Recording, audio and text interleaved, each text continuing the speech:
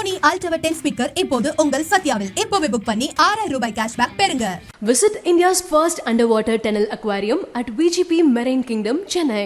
தங்கத்தை பொறுத்த வரைக்கும் உலகத்தில் எதுவுமே சரியில்லை, எல்லாமே தரமப்படுறாங்கன்னா தங்கம் நல்லா இருப்பார். எதிர்கட்சி தான் அவர் எப்பயுமே. எப்போ வார் நடந்தாலும் தங்கம் ஏறும். வார் நடந்துக்கிட்டே இருக்கு. இப்போ எப்படி பங்குச்சந்தைகள் விழுவோம், அது மாதிரி தங்கத்துக்கு ஒரு நிலைமை வந்தாலும் வரலாம். தங்கம் விலை ஏறிடும், நம்ம முதல்ல வாங்கிக்குவோம், விலை ஏறினா நமக்கு லாபம் அப்படின்னு நினைக்கிற முதலீட்டாளர்கள், ட்ரேடர்கள், ஸ்பெகுலேட்டர்ஸ் அவங்க ஃபிசிக்கல் மார்க்கெட்லேயும் வாங்குறாங்க, அவங்க ETF மார்க்கெட்லேயும் வாங்குறாங்க. ஒரு 2 வெடிப்பு விட்டோன்னே என்ன பண்ணுவாங்கன்னா, கண்ட மேனிக்கு அமெரிக்காவில் எல்லா இடத்துலையும் எண்ணெய் கிணறுகளை எடுத்து நிறைய எண்ணெய் வளம் இருக்குது. ட்ரில் பண்ணி எடுக்கிற காசை விட விலை ரொம்ப அதிகமாக இருக்கும். ஸோ இதனால் அமெரிக்கன் எக்கானமிக்கு பெட்டர்ன்றாங்க. இதனால் இந்தியாவுக்கும் ஒரு பெட்டர், உலகத்துக்கு என்ன பெட்டர்னா, புதுசாக ஒரு பெரிய சப்ளையர் உள்ளே வர்றோம். அமெரிக்கா ஃபர்ஸ்ட்டுங்கிறார், அமெரிக்க வேலை அமெரிக்க அப்படிங்கிறார். மொத்தத்துக்கும் ஒரு ராஜாவை தேர்ந்தெடுத்த மாதிரி ஒரே ஒரு ஆள் ஜெயிச்சதில் உலகம் மொத்தமும் சந்தையில் தலைவரம். வணக்கம் சார். வணக்கம். ட்ரம்ப் அவர்கள் அதிபராக தேர்ந்தெடுக்கப்பட்டிருக்காரு, 47வது அதிபராக. இது எப்படி சார் பார்க்குறீங்க? அதனுடைய தாக்கம் எந்த அளவுக்கு இருக்குது? இப்போ அமெரிக்க எலெக்ஷன் ரிசல்ட் வந்திருக்கிறத வச்சு பல சந்தைகளில் இப்போ அமெரிக்க பங்கு சந்தையெல்லாம் ரொம்ப உயர்ந்துருச்சு. பிட்காயின் ஏறிடுச்சு, கோல்டு இறங்குது, இந்தியன் ஸ்டாக் மார்க்கெட்டு இறங்குது, இந்தியன் ருப்பி வீக் ஆகிருக்கு. American dollar against all currencies more than against INR, Indian rupee தவிர மற்றதெல்லாம் அதிகமாகவே ஸ்ட்ராங்காக இருக்குது டாலர். தங்கம் என்னென்னா, தங்கத்தை பொறுத்த வரைக்கும் உலகத்தில் எதுவுமே சரியில்லை, எல்லாமே சிரமப்படுறாங்கன்னா தங்கம் நல்லா இருப்பார். அவர் வேலையே என்னன்னா, அவர் எதிர்கட்சி தான் அவர் எப்பயுமே. எக்கானமி நல்லா இருக்கு, ப்ராஃபிட் நல்லா இருக்கு, எல்லாம் நல்லா இருக்குன்னா தங்கத்துக்கிட்ட யாரும் வரமாட்டாங்க. நாங்கள் மார்க்கெட்டில் போட்டே பணத்தை எடுத்துக்கிறோம், தங்கம் வட்டியும் கொடுக்காது, ஒன்றும் கொடுக்காது, டிவிடெண்ட் கொடுக்காது அப்படின்ற மாதிரி கேபிட்டல் அப்ரிசியேஷன் தான். இப்போ அது ரொம்ப அதிகமாக உயர்ந்துருச்சு, ரொம்ப பிரமாதமாக இருந்தது. அது இருந்த நிலைமைக்கு ட்ரம்ப் வந்தோடனே இப்போ மார்க்கெட்டில் ஏற ஆரம்பிச்சோன்னா பணத்தை எடுத்து போய் மார்க்கெட்டில் போடலாம், தங்கம் எதுக்குப்பா ரொம்ப ஏறிடுச்சுன்னு தங்கத்துலேருந்து ஒதுங்குறான். இன்னும் முழுக்க ஒதுங்கலை. இப்போ எப்படி பங்குச்சந்தைகள் விழுவோம், அது மாதிரி தங்கத்துக்கு ஒரு நிலைமை வந்தாலும் வரலாம், வரும்னு நான் சொல்ல. தங்கத்துக்கு அப்படி ஒரு ஆபத்து இருக்குது. ஏன்னா தங்கம் எவ்வளோ தாங்குமோ அதை விட அதிகமாக அதை ஷார்ட் டேர்மில் விலை உயர்த்தி வச்சுருக்காங்க அகெயின்ஸ்ட்டு தி த்ரெட்ஸ் ஆஃப் வார். எப்போ வார் நடந்தாலும் தங்கம் ஏறும். வார் நடந்துக்கிட்டே இருக்குது. பங்குச்சந்தைகளுக்கு தலைவலியான இன்ஃப்ளேஷன் அதெல்லாம் நடந்ததுன்னா தங்கம் ஏறணும். அதெல்லாம் இருந்துகிட்டே இருந்தது. ஃபிஸ்கல் டெபிசிட்லாம் நிறைய இருக்குது, அரசாங்கம் கடன் வாங்குறாங்க அப்படின்னா தங்கம் விலை ஏறும். அதெல்லாம் இருந்தது. இப்போ எல்லாம் மாறிடுமாக்கும் அப்படிங்கிற ஒரு ஆசையில் இது எல்லாமே ட்ரம்ப்புக்கு சாத்தியமாக செஞ்சிருவாராங்க. அவரால் மொத்தமும் ஃபாசில் பாய்லர் எடுக்க முடியுமா, ஃபாசில் ஃபியூயல் எடுக்க முடியுமா, உடனே எல்லாம் பண்ண முடியுமான்னு தெரியல. டேக்ஸ் கட் பண்ண முடியுமா? ஏன்னா அவங்களுக்கு ஏற்கனவே $33 ட்ரில்லியன் கடன் இருக்குது, ஃபிஸ்கல் டெபிசிட். ஒரு டிரான்சிஷன் ஃபேஸ்னு இருக்கும். இவர் இதையெல்லாம் நடைமுறைப்படுத்தினா உடனடியாக என்ன நடக்கும்னா, உள்நாட்டில் பொருட்கள் விலை ஏறிடும். இப்போ வெளிநாட்டில் சீனாவிலேருந்து நிறைய பொருள் அமெரிக்காவுக்கு வருது. வர்ற பொருள் மேலே நான் 40-60% வரி விதிக்க போகிறேன் அப்படின்னு சொன்னால் அந்த பொருள் மாற்று பொருள் கிடைக்காது. வெளியில் போய் இவங்க சோர்ஸ் பண்ணணும். அது கிடைக்காத போது சீனாவிலேருந்து கொஞ்சம் இறக்குமதி பண்ணால் விலை ஏறிடும். இறக்குமதி பண்ணாமல் உலக மார்க்கெட்டுக்கு போனாங்கன்னா அவனால் இவனளவுக்கு சீப்பாக கொடுக்க முடியாது. அப்படியெல்லாம் இவர் பண்ணுற போது டெம்பரரியாவது அமெரிக்காவில் ஒரு பணவீக்கம் அதிகமாகும். அதனால ஃபெடரல் ரேட் என்ன பண்ணுவோம், வட்டி விகிதத்தை குறைக்க மாட்டோம். அப்போ அதிக வட்டி விகிதம், அதிக பணவீக்கம், வெளிநாட்டு பொருட்கள் உள்ளே வர முடியாத நிலைமை. இவர்கள் பல மாற்றங்களை செய்ய முயற்சி பண்ணுறாங்க. கடன் அப்படியே இருக்கிறது. இது அடுத்த கட்டமாக இருக்கும் அமெரிக்காவுக்கு. முதல் கட்டம் சுவாரஸ்யமாக இருக்கிற மாதிரி தோன்றது, அடுத்த கட்டம் நல்லா இருக்காது. ஆக இந்த ஒரு முடிவு என்னமோ உலகத்தில் இருக்கிற மொத்தத்துக்கும் ஒரு ராஜாவை தேர்ந்தெடுத்த மாதிரி ஒரே ஒரு ஆள் ஜெயிச்சதில் உலகம் மொத்தமும் சந்தையில் கலைவரம் நடக்குது. இதெல்லாம் என்ன காரணம்னா, அமெரிக்காவுக்கு எது நல்லதோ அதை க்ளீனாக சொல்லிட்டார் அவர் எலெக்ஷனில். டெம்பரரியாக ஷார்ட் டேர்மில் அமெரிக்காவுக்கு எது நல்லதோ அதை நான் பண்ணுவேன்னு சொல்லியிருக்காரு. பலது சொல்லியிருக்காரு. அவர் சொன்ன பல முக்கியமான விஷயங்களில் மக்கள் இளைஞர்களே அவருக்கு ஓட்டு போட்டுருக்கதா சொல்கிறாங்க. டெமோக்ராட்ஸுக்கு ஓட்டு போட வேண்டிய குரூப்ஸே அது வரைக்கும் போடுறேன்னு சொல்லிட்டு இருந்தவங்களே மாற்றிட்டாங்க, எல்லாரும் மாற்றிட்டாங்க. ஸ்விங் ஸ்டேட்ஸ்லாம் மாறி இருக்கு. அது காரணம் அவர் என்ன சொல்கிறாரு, அமெரிக்கா ஃபர்ஸ்ட்டுங்கிறாரு. நம்ம எப்படி மேக் இன் இண்டியா சொன்னோமோ அந்த மாதிரி அமெரிக்கா ஃபர்ஸ்ட்டுன்ட்டாரு. அப்புறம் கிரில் பேபி கிரில்னு ஒரு ஸ்லோகன். Drill baby drill. Drill baby ட்ரில்னா என்னென்னா, இப்போது உலகத்தில் நம்ம அதிகமாக ஃபாசில் ஃபியூவல் யூஸ் பண்ணக்கூடாது, கச்சா எண்ணெயெல்லாம் யூஸ் பண்ணக்கூடாது, க்ரீன் எனர்ஜி தான் யூஸ் பண்ணணும்னு சொல்லி எல்லாம் பண்ணிகிட்டு இருக்கதை பைடன் தலைமையில் அவங்களும் அதை ஒழுங்காக பண்ணிக்கிட்டு இருந்தாங்க. இவர் என்ன சொல்கிறாரு, அமெரிக்காவில் நிறைய எண்ணெய் வளம் இருக்குது, அதை நம்ம எடுப்போம், நம்ம எதுக்கு வெளிநாட்டிலேருந்து இறக்குமதி பண்ணிகிட்டு இருக்கோம். கண்ட மேனிக்கு அமெரிக்காவில் எல்லா இடத்துலையும் எண்ணெய் கிணறுகளை எடுத்து நிறைய எண்ணெய் வளம் இருக்குது, அதை எடுப்போம்னா அப்போது அமெரிக்காவில் எண்ணெய் இம்போர்ட் பண்ண மாட்டாங்க, அவங்களுக்கு கரன்சி மிச்சமாகும், ஃபாரெக்ஸு. அது தவிர அவங்களுக்கு நிறைய பணம் கிடைக்கும். நேச்சுரல் வெல்த் தானே அது, அக்ரிகல்ச்சர் மாதிரி உள்ளேருந்து வெளியில் வருது பணம், ட்ரில் பண்ணி எடுக்கிற காசை விட விலை ரொம்ப அதிகமாக இருக்கும். ஸோ இதனால் அமெரிக்கன் எக்கானமிக்கு பெட்டர்ன்றாங்க. இது உலக சுகாதாரத்துக்கு கெடுதல், சுற்றுப்புற சூழலுக்கு கெடுதல், ஆனால் அமெரிக்காவுக்கு பெட்டர். இதனால இந்தியாவுக்கும் ஒரு பெட்டர், உலகத்துக்கு என்ன பெட்டர்னா புதுசாக ஒரு பெரிய சப்ளையர் உள்ளே வர்றான், நிறைய கொடுக்க போகிறான்னா இனி வரைக்கும் டாமினேட் பண்ணிட்டு இருந்தவங்க நீ விலையை ரொம்ப உயர்த்த முடியாது. இப்போ புதுசாக ஒருத்தன் கடை போட்டோம்னா விலையெல்லாம் கொஞ்சம் நாளைக்கு இறங்கும். அதனால ஆயில் ப்ரைஸ் ஸ்டெபிளைஸ் ஆகிடும் மார்க்கெட்டில் அப்படிங்கிற ஒரு நல்லது வந்திருக்குது. அதுவும் அமெரிக்கன் எக்கானமிக்கு நல்லது. அமெரிக்க வேலை அமெரிக்க அப்படிங்கிறாரு. வெளியிலேருந்து நீங்கள் கொண்டாந்து எவனாவது இறக்குமதி பண்ணீங்கன்னா 10-20% டேரிஃப்ன்றாரு. சீனாலேருந்து கொண்டாந்தா 40-60% டேரிஃப்ன்றாரு. மெக்சிகோலேருந்து கார் வந்தால் 200% டிராஃபிக் இது டேரிஃப்ன்றாரு. இந்த டேரிஃபுங்கிறது வரி, உள்ளே வந்தால் இம்போர்ட்டுக்கு போடுற டியூட்டி, இது எல்லாம் அவங்களுக்கு வருமானம் ஒன்று. ரெண்டாவது வந்து அமெரிக்கருக்கு அது பிடிச்சிருக்கு. உடனே என்னென்னா இது தவிர 21% இருக்காங்க கார்பரேட் டேக்ஸ். அந்த கார்பரேட் டேக்ஸை 15% குறைப்பேன்ட்டார். இப்போ நம்ம ஊரில் தான் எலெக்ஷன் போது நம்ம ஏகப்பட்ட எலெக்ஷன் ப்ராமிசஸ் பண்ணுவோம், ஃப்ரீ பீஸ் கொடுப்போம், எல்லாம் பண்ணுவோம்னா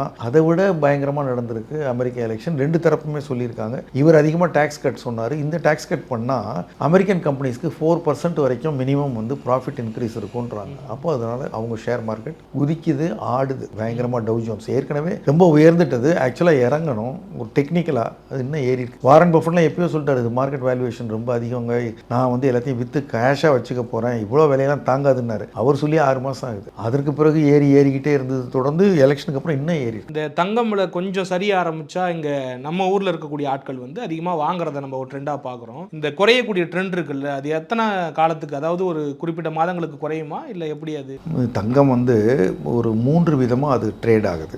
முதல் விதம் வந்து ரீட்டைல். இப்போ நீங்கள் நம்ம பேசிகிட்டு இருக்கிற நீங்கள் குறிப்பிட்ட பகுதியினர் வந்து தங்கம் இறங்கினா வாங்குறது விற்கிறதுங்கிற குடும்பத்தில் இருப்பவர்கள், வேலைக்கு போகிறவர்கள் சீனாவில் நிறைய இருக்காங்க, இந்தியாவில் நிறைய இருக்காங்க, உலகத்தில் இன்னும் சில இடங்கள்ல இருக்காங்க. இது ஒரு sizable population. But overall quantity wise வந்து அவ்வளோ பெருசு இல்லை, ஒரு சைஸ் இருக்குது. ரெண்டாவது வந்து தங்கத்தை வாங்குற அரசாங்கங்கள், அவங்க வாங்கலாம், அவங்க வாங்கினாங்கன்னா விலை ஏறிடும். இப்போ ட்ரம்ப் வந்துட்டாரு, வாரெல்லாம் நின்று போயிடும் அப்படிங்கிறது ஒரு நன்மை. வந்தால் ஒரே நாளில் நான் உக்ரைன் வாரை நிறுத்துவேன்றாரு, இஸ்ரேலை நான் கட்டுப்படுத்துவேன்னுவார், இல்லை ஈரானை கட்டுப்படுத்துவார். ஏதோ ட்ரம்ப் வந்துட்டு அடிப்பான் பயந்து நிறுத்துவாங்க. வாரை நிறுத்தினாலே உலகத்துக்கு நல்லது. அப்பயும் தங்கம் விலை குறைஞ்சிரும். ஸோ ரெண்டாவது அரசாங்கங்களே பயந்து போய் வாங்கிட்டு இருந்தாங்க இல்லையா, அது நிற்குமான்னு தெரியல. ஏன்னா இப்போ பிரிக்ஸ் கரன்சின்னு ஒன்று கிரியேட் பண்ணணும் அப்படின்னா அதுக்கு பேக்கிங் ஏதாவது வேணும். இப்போ ரஷ்யா, சீனா, இந்தியா எல்லாம் ஒன்றா கை கோத்துக்கிட்டு டாலருக்கு அகேன்ஸ்டாக ஒன்று ஏதாவது கரன்சி பண்ணாங்கன்னா அந்த கரன்சி எதை நம்பி அதை கரன்சியை வாங்குவாங்க. இப்போ அமெரிக்கானா ஒரு பெரிய நாடுன்னு வாங்குறாங்க. இந்த 4-5 நாடு ஒன்று சேர்ற போது இந்த கரன்சி ஃபெயில் ஆகிட்டா என்ன பண்ணுறது? அப்படின்னா ஒரு பேக்கிங் வேணும். முன்னாடி அமெரிக்க டாலருக்கு கோல்டு இருந்த மாதிரி இப்போ கோல்டு, ஆயில், அந்த மாதிரி ஏதாவது 2-3 ஐட்டத்தை பேக் பண்ணலான்னு பார்க்குறாங்க. அது நம்மக்கிட்ட கிடையாது. நம்ம ரஷ்யாவில் ஆயில் இருக்குது, சீனாவில் கோல்டு இருக்குது, அவனுக்கு சுரங்கங்களே இருக்குது, நம்மக்கிட்ட கிடையாது. அதனால அது எப்படி வரும்னு தெரியல. அரசாங்கங்கள் வாங்கினால் உலக நிச்சயமற்ற தன்மை ஏற்பட்டால் அரசாங்கங்கள் அதிகமாக வாங்குவாங்க. அப்போ கோல்டு அவங்க ரெண்டாவது பையர், பெரிய பையர். மூணாவது வந்து ஸ்பெகுலேட்டிவ் இன்வெஸ்டர்ஸ். தங்கம் விலை ஏறிடும், நம்ம முதல்ல வாங்கிக்குவோம், விலை ஏறினா நமக்கு லாபம் அப்படின்னு நினைக்கிற முதலீட்டாளர்கள், ட்ரேடர்கள், ஸ்பெகுலேட்டர்ஸ்.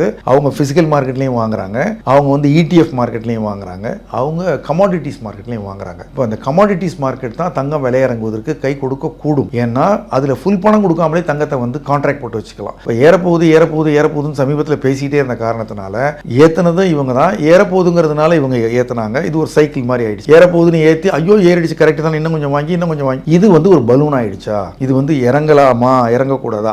கொஞ்சம் இறங்க ஆரம்பிச்ச உடனே இன்னும் இப்போ கூட இல்லை, ஒரு 2 வெடிப்பு விட்டவொடனே என்ன பண்ணுவாங்கன்னா சாதாரண ஆளுங்க விற்க மாட்டாங்க. நம்ம வாங்கின தங்கம் நம்ம வச்சிருப்போம். அந்த ஸ்பெகுலேட்டர்ஸ் இருக்காங்கல்ல, அவங்க வந்து 100 ரூபாய் தங்கத்துக்கு 20 ரூபா தான் கொடுத்து வாங்கியிருப்பாங்க. அவங்களுக்கு வந்து 100 ரூபா தங்கம் 10 ரூபா குறைஞ்சாலே அவங்க போட்ட 20 ரூபாயில 10 ரூபா போச்சு. அந்த மாதிரி டெக்னிக்கலாக சில சமயங்களில் ஸ்டாக் மார்க்கெட்லையும் நடக்கும். It's called overbought zone. மிக அதிகமாக தாங்கக்கூடியதை விட வாங்கி விட்டா அப்போ ஒரு நெருக்கடி ஏற்படும். அந்த நெருக்கடியும் போது டெம்பரரியாவது அதை அட்ஜஸ்ட் பண்ணிக்கணும். இந்த மாதிரி பல சமயங்களில் ரொம்ப உயர்ந்தது விழுந்திருக்கு. இப்போ விழுந்தா நல்லது, விழுமான்னு தெரியல. விழுவதற்கான முகாந்திரம் இந்த எலெக்ஷன் முடிவால இருக்கு. சர்வீஸ் செக்டார்ல குறிப்பா ஐடி நிறுவனங்கள்ல இங்க இருந்து இந்தியர்கள் வந்து குறைந்த ஊதியத்திற்கு, அந்த நாட்டினுடைய மதிப்புப்படி குறைந்த ஊதியத்திற்கு ஆளா எடுத்து வேலை பார்க்குறாங்க. அதுதான் வந்து அமெரிக்கர்களுக்கு பெரிய பிரச்சனையா இருக்கு அப்படிங்கிற மாதிரி சொல்றாங்க.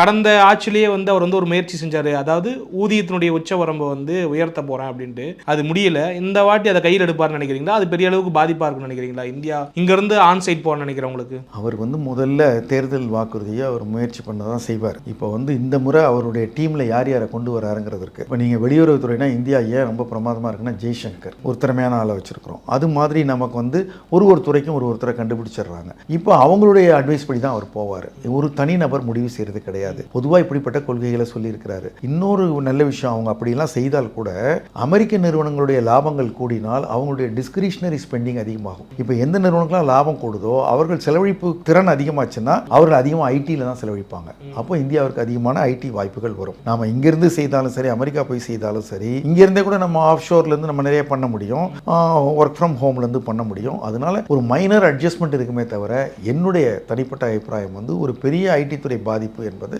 குறுகிய முதல்ல அவர்கள் விரும்பினால் கூட முயற்சித்தால் கூட எப்படி நம்ம ஏற்கனவே சொன்னதையெல்லாம் மேனேஜ் பண்ணமோ அது மாதிரி மாறித்தான் போகும். இந்தியா தான் தொடர்ந்து அதில் இருக்கும்.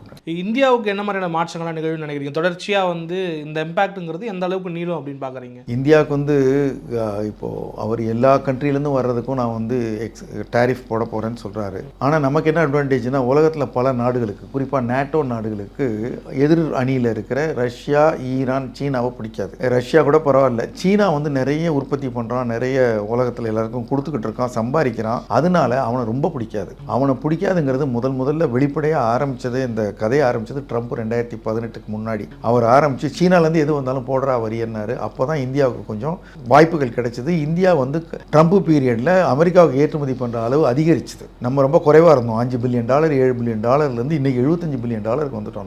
நம்ம எக்ஸ்போர்ட் மட்டும். இந்தியா டாப் எக்ஸ்போர்ட்டிங் கண்ட்ரி வந்து USA தான். ஸோ இந்த எக்ஸ்போர்ட்லாம் பாதிக்குமா? இவர் நம்ம தலையிலையும் வரி போடுவாரா அப்படின்னா போடுவார். ஆனால் அதில் நம்ம மெயினாக ஐடி சர்வீசஸ்லாம் பண்ணிகிட்டு இருக்கோம். அதில் அவர் என்ன சொல்கிறார், அமெரிக்க வேலை அமெரிக்கர்களுக்கே அப்படின்னா நீங்கள் வெளிநாட்டில் இருக்கவங்களாம் இங்கே வந்து வச்சா நான் விசாவெல்லாம் தரமாட்டேன்னு சொல்லலாம். ஆனால் அது என்ன நினைக்கிறோம், நம்ம வந்து இந்த மெக்சிகோ போன்ற நாடுகள்லேருந்து படிக்காமல் வந்து தொந்தரவாக இருக்கிறவங்கள தான் அவர் தடுக்க விரும்புவார். அமெரிக்காவுக்கு போய் அமெரிக்காவுக்கே உதவியாக இருக்கக்கூடிய டாக்டர்கள், இன்ஜினியர்கள், தொழில்நுட்பர்கள் அவங்களெல்லாம் வரவேற்க தான் செய்யணும். உடனடியாக இல்லாட்டாலும் பின்னாடியாவது அதை அவர் புரிஞ்சுக்கிட்டு செய்வார் அப்படின்னு நம்ம எதிர்பார்க்கிறோம். அதனால அது தவிர நம்முடைய தகவல் தொழில்நுட்ப நிறுவனங்கள்லாம் ஆல்ரெடி 45 to 55% அங்கே வச்சிருக்கிற அவங்க எம்ப்ளாயீஸு ஒன்று அமெரிக்கன் நேஷனல்ஸாக இருக்காங்க, இல்லைன்னா க்ரீன் கார்டு ஹோல்டர்ஸாக இருக்காங்க. ரொம்ப அதிகமான இந்தியர்களை நம்ம அங்கே பயன்படுத்தலை. அதனால் அதில் ஒரு சின்ன நெகோசியேஷன் நடந்தால் கூட அது பெரிய அளவுக்கு பாதிக்காதுன்னு நினைக்கிறோம். சைனா +1 ஒரு பாலிசி இருக்குது. சைனாவே நம்பிக்கொண்டு இருக்கக்கூடாது. முக்கியமாக சப்ளை செயினுக்கு PCB போர்டு, செமிகண்டக்டர், இது மாதிரி பல்வேறு பொருட்களில் பயன்படுத்தக்கூடிய முக்கியமான எலக்ட்ரானிக் பொருட்களை சீனா தயாரித்து, தைவான் தயாரித்து அவங்க வச்சுட்டு இருந்தாங்க. அது வந்து இந்தியாவுக்கு வர ஆரம்பிச்சிருக்கு. இப்போ ஆப்பிள்லாம் இங்கே வந்திருக்கிறாங்க. ஓரளவுக்கு தான் வந்திருக்கு, ஆனால் நிறைய வரக்கூடும். இப்போ இந்த ட்ரம்ப் வந்ததுனால சீனாவை ரொம்ப அடிப்பார். அதனால வாய்ப்புகள் இந்தியாவுக்கு வரலாம் அப்படிங்கிற ஒன்று இருக்குது. அது தவிர நமக்கு வந்து ஆயில், நம்ம மேஜர் இம்போர்ட்டிங் நமக்கு வந்து பணவீக்கத்துக்கு அதுதான் காரணம். ஆயில் விலை குறைஞ்சதுன்னா $5 குறைஞ்சா கூட நமக்கு நல்லது தான்.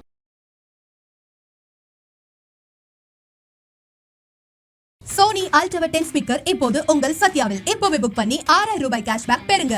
Visit India's first underwater tunnel aquarium at VGP Marine Kingdom, Chennai.